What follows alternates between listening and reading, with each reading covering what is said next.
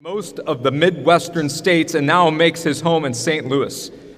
His prior parish experience in Minnesota and Indiana includes a decade at a large congregation with a vibrant day school and lots of catechism classes, chapel services, and Bible studies. The father of 3 boys, fan of sports and music, an avid runner, he writes regularly and speaks nationwide, including youth gatherings and teacher conferences, equipping Lutherans and their neighbors to be gospel-motivated voices for life. Please welcome Pastor Salemink.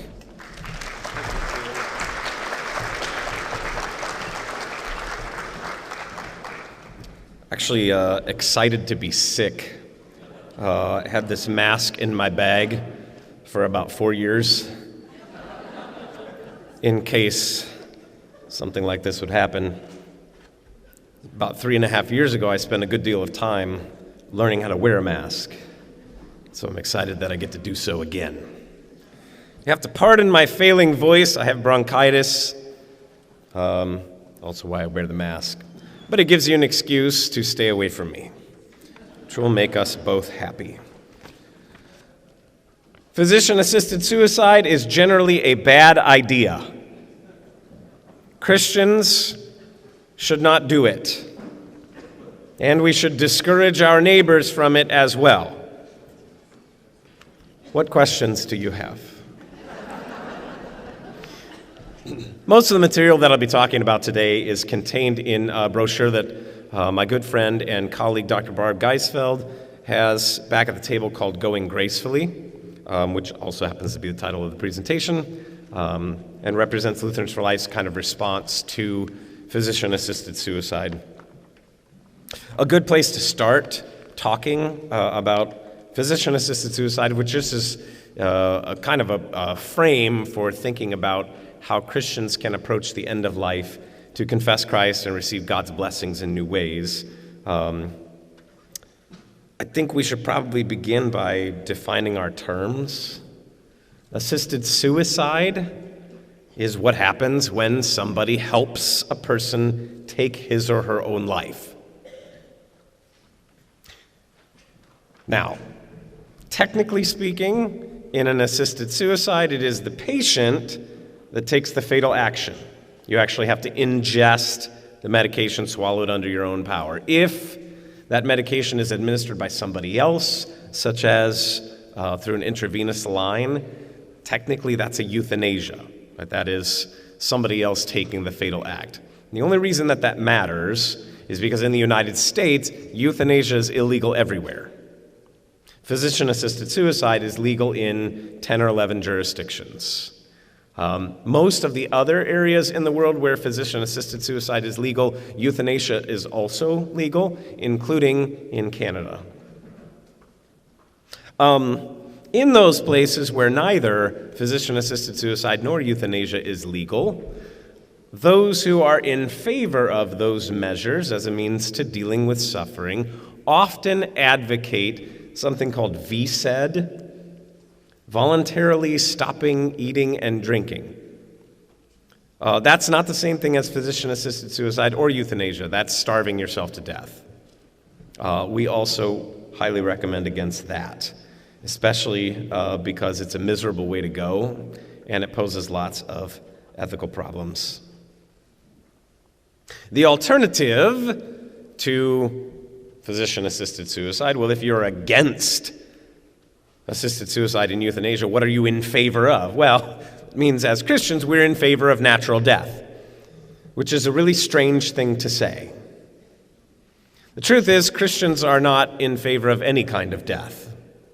The truth is also that there is nothing natural about death. You recall that death only came into the world as a result of sin. That's pretty much a verbatim citation from Romans chapter 5. God did not design a world in which he intended people to die, which ought to cause us to rethink what we say to comfort people who have a loved one who has died, especially when that loved one has died in an untimely fashion. Often our instinct is to say something like, "It's all part of God's plan," which is a lie. It is in fact not part of God's plan. God hates death. God grieves death so much that he came into the world as a human being, not just to suffer death, but to take responsibility for it himself. Now, that being said, I'm not sure what other phrase we should use to talk about dying in God's time, except natural death. But I want you to be clear on what we mean by that. Natural death just means the aging and ailing of the body sort of taking its course, uninduced death.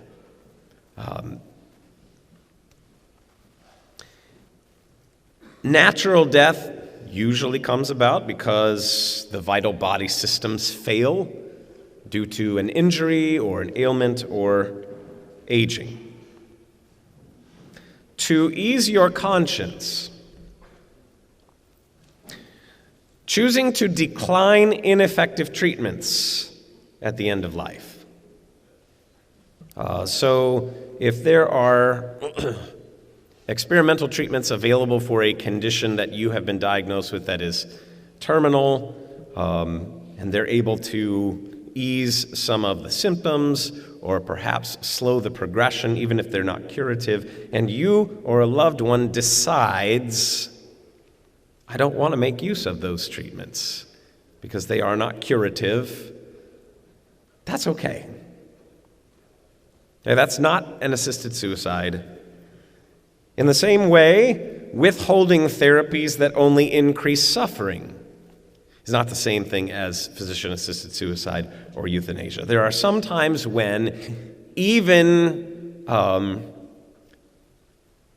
measures that are otherwise curative become problematic. Okay, I'm thinking of like nutrition and hydration. So sometimes because of impairments to the body, a loved one is incapable of receiving nutrition in the usual fashion. And so they have to have a feeding tube or IV nutrition. There are situations in which, though, the problems can outweigh the benefits, even of feeding tubes or IV nutrition. If there's a bowel blockage, for example, or the body systemically has lost the ability to process that nutrition, and so fluids are just sort of building up and causing a great deal of discomfort. That's a situation in which a conscientious Christian person might come to the conclusion that the Lord is making it evident what he is doing in this situation, and I can decline those therapies that are only increasing the suffering with a good conscience. Okay? And then the final thing I want to say on this point is that withdrawing life-supporting machines is not the same thing as physician-assisted suicide or euthanasia. So what we commonly call pulling the plug or turning off life support, which usually consists of ventilation, but sometimes sometimes people might define dialysis or even pacemakers. These machines that can help operate the organs when the organ's ability to operate has failed on its own. Choosing to withdraw those machines is not killing somebody.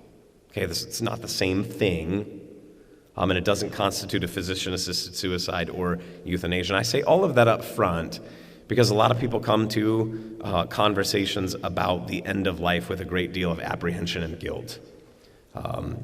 As Christians who care for our loved ones deeply and recognize the great responsibilities, difficulties that there are in making decisions at the end of life,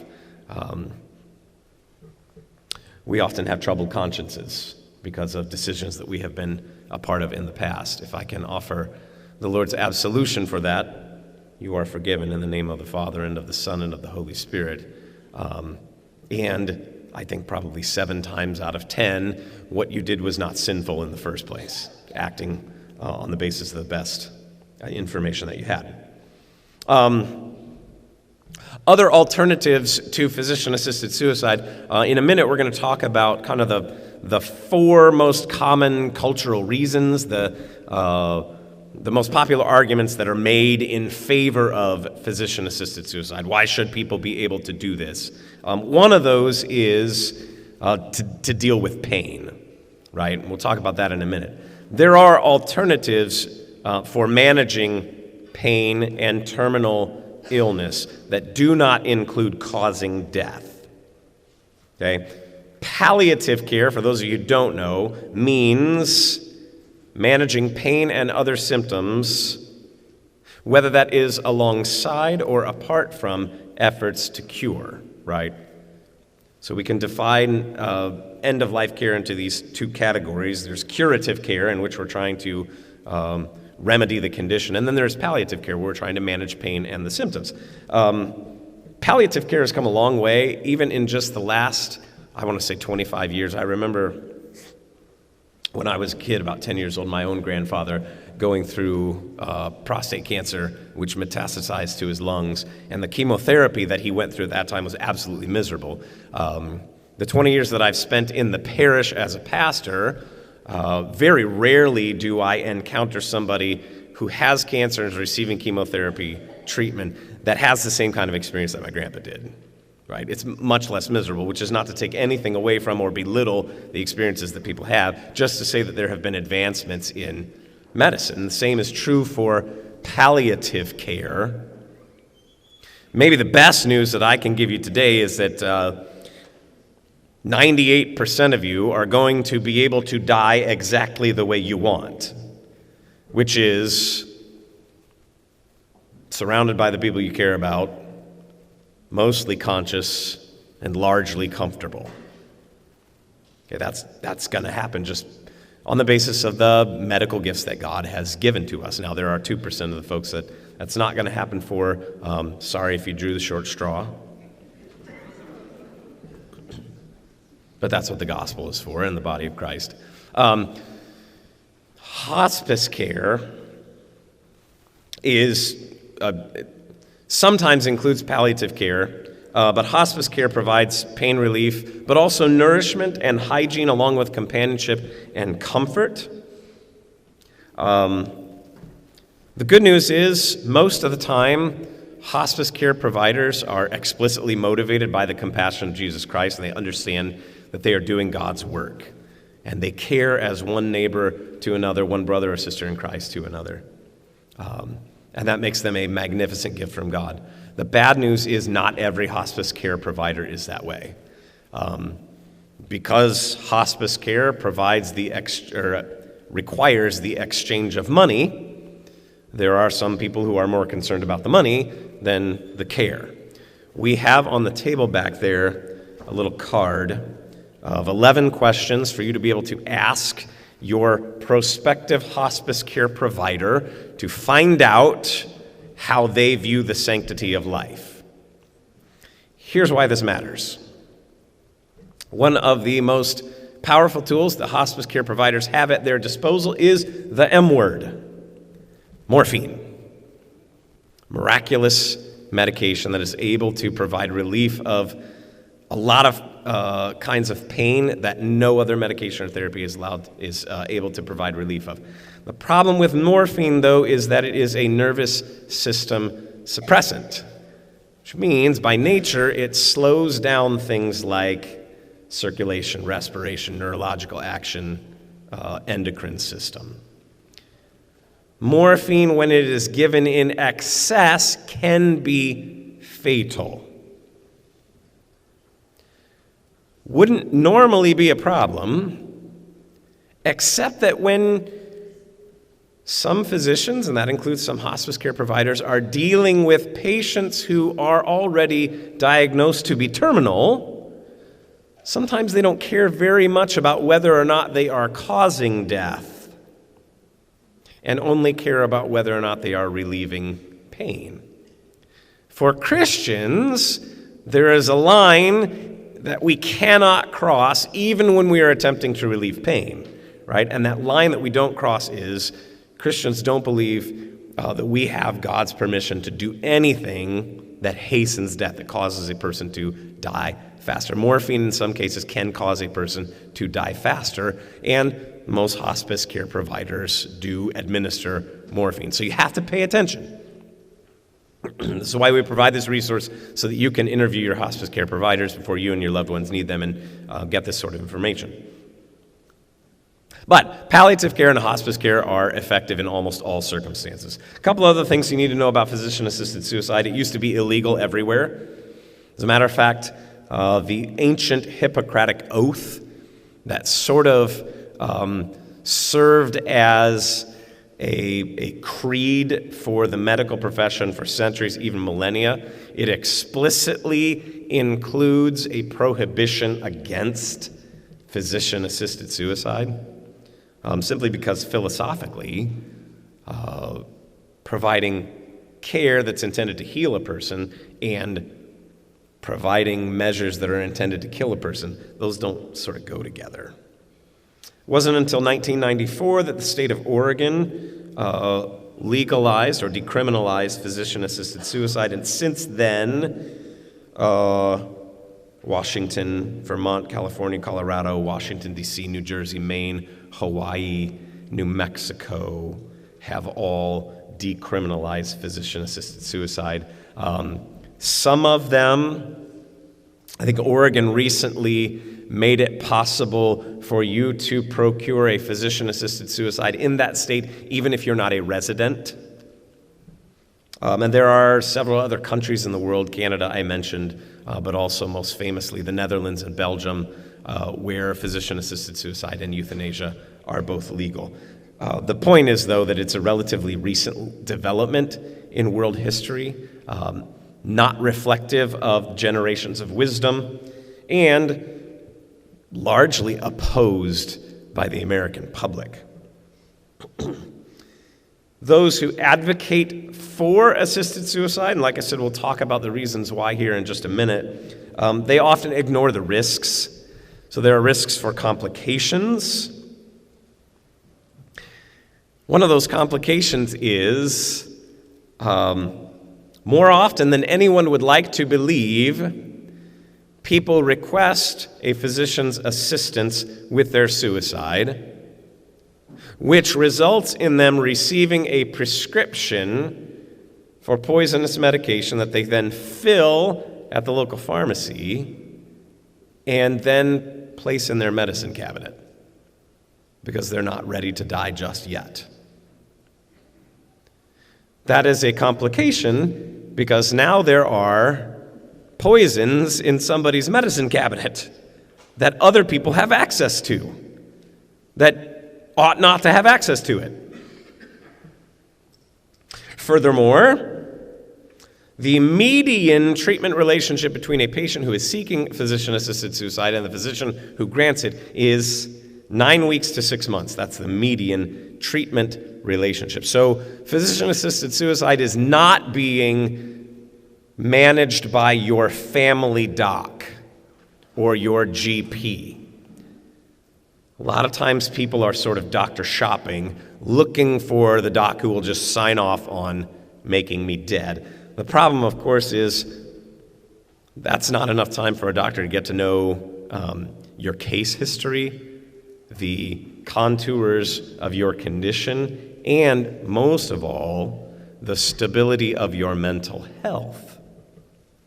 Even the states where physician-assisted suicide is legal, like Oregon, Washington, and all the rest, require that if a physician who is having the request made of them to grant the physician-assisted suicide, if they suspect that the patient who is requesting it is not doing so with sound mind, in other words, that they may have an emotional impairment, an intellectual impairment, something like that, they are required by law to refer them for psychological evaluation before writing the prescription for the physician-assisted suicide substances. Strange, but physicians in those states, because the laws are written in such a way that they require reporting of statistics on these sorts of things. It's a good idea for the government to monitor the doctors who are wielding the power of death. And so reports are required, and what has been discovered is that physicians refer fewer than 5% of cases of physician-assisted suicide for psychological evaluation. So fewer than 5% of the time do they suspect a person is dealing with mental illness. The reason why that's strange is because that is lower than the rate of mental illness in the general population, right? So the way that math works out, it's as if suddenly the population of people who are requesting physician-assisted suicide, by virtue of the fact that they're making that request, all of a sudden they're somehow mentally healthier than the general population. That's not intuitive, and probably just means that the doctors are not practicing the way that they should be. As many as 80% of patients who take the physician-assisted suicide medications have nobody there to witness ingestion, no healthcare provider. Here's why that's a problem. You guys know that the pills don't always go down easy. Doesn't matter whether it's physician-assisted suicide medication or some other kind of medication. They don't always go down easy. A non-zero number of times, a person will choke, could vomit the medication up, or some other sort of complication. And not having a healthcare provider on hand to witness that ingestion simply opens opportunities for abuse. It's not that hard to imagine, for example, a situation where the patient has procured the medications, placed them in the medicine cabinet, but has begun the process of sort of changing her mind. Maybe I don't want to die after all. Begins communicating this to, a loved one who might be an interested party who stands to benefit from their death financially, who then might try to persuade, coerce this person into a physician-assisted suicide that they may not themselves actually want, or worse, could simply take those meds and slip them into a drink or the patient's food. And because there's no healthcare provider there to witness the ingestion, that's all possible. In the places where physician-assisted suicide has been made legal, non-assisted suicide rates have gone up. That's not entirely surprising. The Associated Press knows about a phenomenon called suicide contagion. They have guidelines in their reporting handbooks about how you're supposed to write about news stories that include suicide. Don't mention the particular method. Don't present it in a positive light, because research has shown that even when suicide is reported in the media, if it includes that kind of information, it presents it in a positive light, if it mentions the particular method, suicides in that community go up. This is just how fragile human nature is. We care about our fellow human beings, and their suffering is kind of contagious to us. So I guess it's no surprise then, in the states where physician-assisted suicide is made legal, the non-assisted suicide rates go up. Because there's been communication of this message that there are some lives that are not worth living. And people start to think, well, maybe my life is one of those that's not worth living. In more exotic places, I mentioned Belgium and the Netherlands, they have had, I think, the most active physician-assisted suicide and euthanasia practices for the last couple of decades, and they have national single-payer medicine systems, and so we're able to track statistics better because of their mandatory reporting. Belgian physicians in one study admitted, now this is the physicians that admitted, that they helped a person die faster in 1.7% of all deaths, and those 1.7% of people that they helped die faster were the folks that didn't ask. They didn't ask for their help. So in Belgium, the physicians got so used to physician-assisted suicide and euthanasia being a tool in their toolbox, so to speak, that they started doing it for people who didn't even ask them. We have a word for that in the United States, don't we? When you make somebody dead and they didn't ask you to do that, as homicide, right? But this is what happens when you sort of erode the distinction between life and death. The truth is, assisted suicide inevitably expands in every year, in every place where physician-assisted suicide and euthanasia have been made legal. The deaths go up year over year. They just keep going. The graph only goes in one direction. It just keeps getting worse. In the Netherlands, one study was done several years back that found that 13.5% of the patients who died by euthanasia were infants. Which is crazy to me, because one of the key ingredients in physician-assisted suicide and euthanasia is that the patient is the one who requests to be made dead. I don't know of any infants that are capable of requesting of being made dead. And even if they were, I don't know any infant that would choose that, right? Infants, on the contrary, have very sort of strong survival instinct. They'll fight against any kind of threat. So who is it then that's requesting euthanasia for these infants? It's their parents. And what kind of depths of despair do you have to be in to believe that your child's life and your life would be better if that child were not around, even if that child only has a limited amount of time? I think that's a call for Christians to reach out with the gospel, to intervene. Usually, the laws that decriminalize physician-assisted suicide and euthanasia are limited in scope, right? So that the camel's nose can get in underneath the tent. It's usually limited to terminal illness, physical pain, and voluntary cases. That sort of makes sense. But what happens inevitably, and this has happened time and time again, it's happened in the Netherlands and Belgium, happening in Canada, it's happening in Oregon, we're seeing those laws then, once they've been passed, they get broadened to include, you can qualify for physician-assisted suicide if you have a chronic condition. Chronic condition is different than a terminal condition, right? Terminal condition means this impairment is going to end your life. There's nothing doctors can do about it.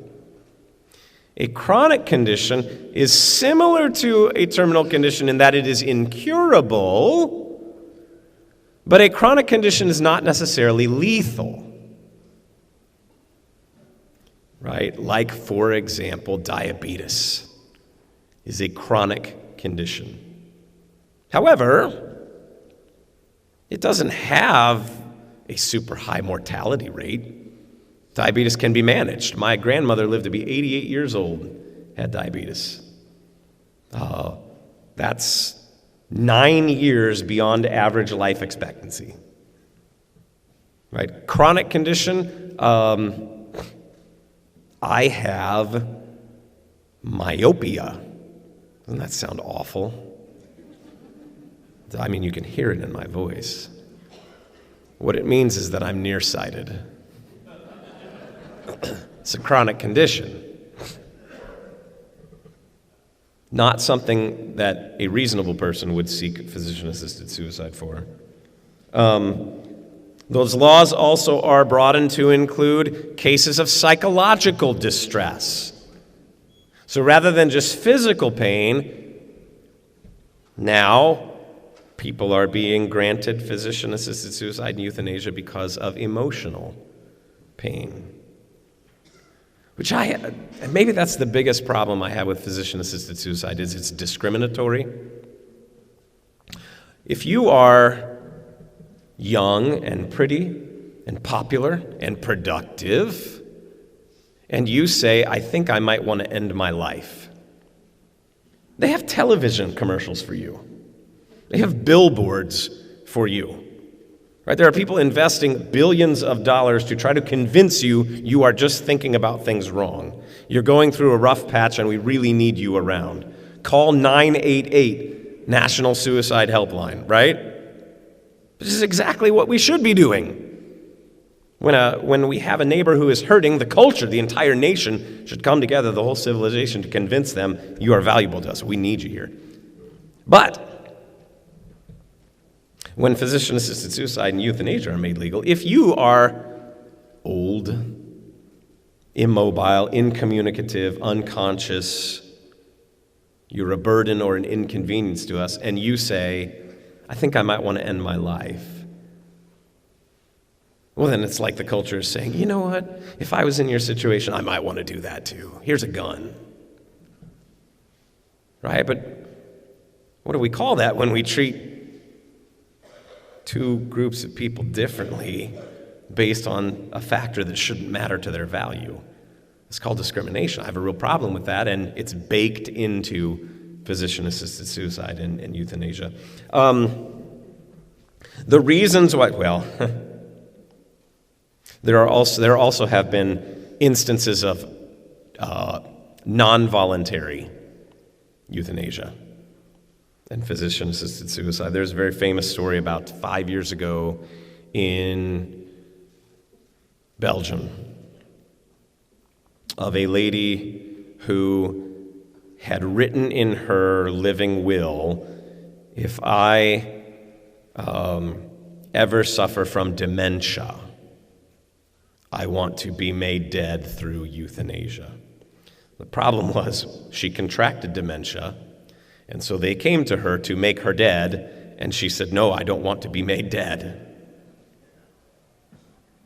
So the doctors, being sensible, they held her down and forcibly injected her with the medications that made her dead.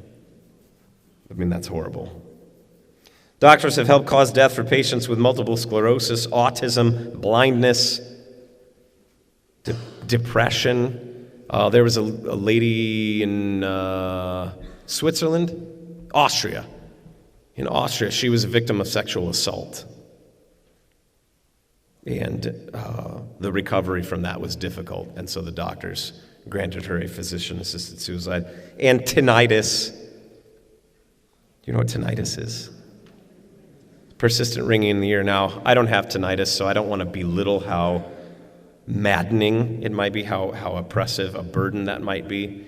But it just seems to me we probably have a lot of different solutions we could try to get through before we get to the point of making you dead because you have a ringing in your ears. But here's the thing. The surveys are pretty clear. The reports are pretty clear. The reasons why people seek physician-assisted suicide and euthanasia really doesn't usually have much to do with pain. Right? This is what we've been told. This is what instinctively we believe, that, well, when you've got a situation where the suffering is irremediable, where there's nothing else you can do you just want this person to go on suffering? Or, especially if they're terminal, why can't they just be made dead? The problem is 96%, this is substantial consensus, 96% of patients in Oregon and Washington who are asked to say, why are you pursuing physician-assisted suicide? They say, it is because I can no longer enjoy some of the activities I used to enjoy. 96%. That's one of the primary reasons. I can't do the fun stuff I used to do anymore. Me neither. It's called aging. It's difficult. I don't want to belittle the difficulties that come with aging. I just feel like, as a people, we're better than settling for solving the problem by killing the complainers. right? In what other social difficulty would we suggest that the best solution for this suffering is just to put the sufferers to death, right? Yes, it's 100% effective, I guess, right? So I should be president of the United States. I have a foolproof solution to homelessness.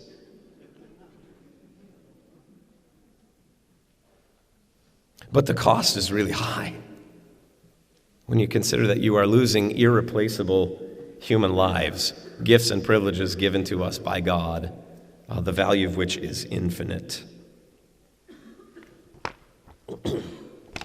I've rambled on too long. So one of the arguments that's made in favor of physician-assisted suicide and euthanasia is autonomy. Do you know what that means? Autonomy is like independence. My ability to decide how I want to live, to express myself however I see fit. Kind of goes like this. Shouldn't I have the right to determine the timing and manner of my own death? After all, it's my body. Shouldn't it be my choice? I think we've heard that one before. Don't I have the right to express myself the way that I want, as long as my choices don't harm anybody else? And isn't it unjust to subject me to someone else's politics or beliefs? And there's probably some of that we could agree with. The difficulty is this. Physician-assisted suicide includes a lack of autonomy right in the name. We're not just talking about suicide. We're talking about assisted suicide. So already, it's not just involving you and your body and your choices. In fact, assisted suicide cannot happen unless you have doctors and hospitals and insurers and lawmakers and prosecutors and families and caregivers. That's a whole lot of people that are involved in your private decision with just your body. But what about the effects that your decision has on the people around you? Right? You're creating a duty to die for other people who are in similar situations as you. Right? Because you were able to conclude your life in a way that was cheap and easy, or so it is said, to the culture around you, and that puts pressure on somebody else. It's, of course, discriminatory. We already talked about that. And physician-assisted suicide increases the opportunities for manipulation of vulnerable people. So yeah, I'm not sure that that physician-assisted suicide genuinely has anything to do with autonomy. But it's never enough for Christians just to say what God says no to, right? God says no to physician-assisted suicide. That's why I said at the beginning, it's a bad idea and you shouldn't do it. And you should discourage everybody else from doing it. I am, however, less concerned with what the laws of the land are and more concerned with what the thoughts of people's hearts are. I believe if the thoughts of people's hearts are in order, then the laws of the land will follow. So I'd rather aim at changing hearts, right? Which is not to say that you shouldn't be active in addressing laws about physician-assisted suicide and caring for people in terminal conditions. But it's never enough just to talk about what God says no to, because God only ever says no to something because he says yes to something better. So what does God say yes to that's better than the autonomy that physician-assisted suicide offers? I would submit that that is community. Community. God has designed us to be interconnected people, which means he has made us to be dependent on him. Jesus is Lord of life and death, and we don't have to make those difficult decisions for ourselves. He has designed us to be dependent upon one another. I often hear people say, Pastor, I don't want to become a burden to my family. And I have to remind them, yes, you do. That's what relationship means. This is what family means. We want to be burdens to one another. God has placed us here to share life with each other. It's one of the great gifts of the gospel of Jesus Christ. I got 1 minute, Steve. Just don't make me bust out the cowbell. Another popular reason in favor of physician-assisted suicide and euthanasia is pain, right? What about those situations where there is no treatment for the pain? Doesn't it make sense that death would offer the only deliverance from agony? Wouldn't you rather somebody died early than that they suffered longer, especially if that person wants it over with anyway? Well, the problem is, like we alluded to earlier, assisted suicide and euthanasia does not treat pain. It kills people. There's a difference. These measures do not resolve the root causes of suffering. In fact, they remove one of our motivations for coming up with new treatments, right? One of the reasons why we give a lot of money to the American Heart Association is because we know people who have suffered with heart disease, right? But if all of a sudden you're killing all those people, then we no longer have a motivation. And furthermore, using death as a solution doesn't take the suffering away, it just shifts it off onto somebody else. Now it's the survivors who are living with guilt and questions and the pain of your absence and the agony of not having you around. What is it that God gives that's even better, though, than painlessness? I would say purpose. Purpose. God gives purpose to all of our suffering. First of all, we draw close to God in our times of suffering. When we are needy, that is when we realize we have to depend on somebody else. We're also reminded that when we suffer, it is never because of punishment for sin, right? Jesus died on the cross to take away our sins. When we suffer, we have a God who knows what it is like to suffer, and he suffers with us so that we might know for sure that he is not punishing us. He is not paying us back for something we have done wrong. Why then, this is the last thing I have to say, why then do human beings suffer in the first place? Well, we suffer for the same reason that Jesus did. Not to make atonement for our sins. Jesus did not suffer to make atonement for his sins. He doesn't have any sins. He suffered to be a benefit to people around him. That is why we suffer. And so even at the end of our lives, in terminal diagnosis, and even in substantial discomfort, God is using us as a blessing to the people around us. In fact, the end of your life may be the time at which God has the fullest attention of the ones you love, and the moment in which he is going to most clearly show his gospel, which after all is all we wanted for our lives anyway. So don't miss out on that opportunity. And be sure you share it with others as well. Thank you for your attendance, your attention, and participation.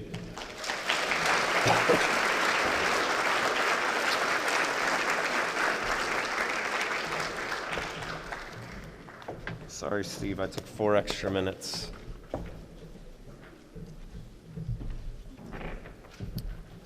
Okay, we have 15 minutes for a Q&A time, and you guys have submitted a whole lot of questions, which is wonderful. I've gone through them and tried to find the ones that we can do and hopefully have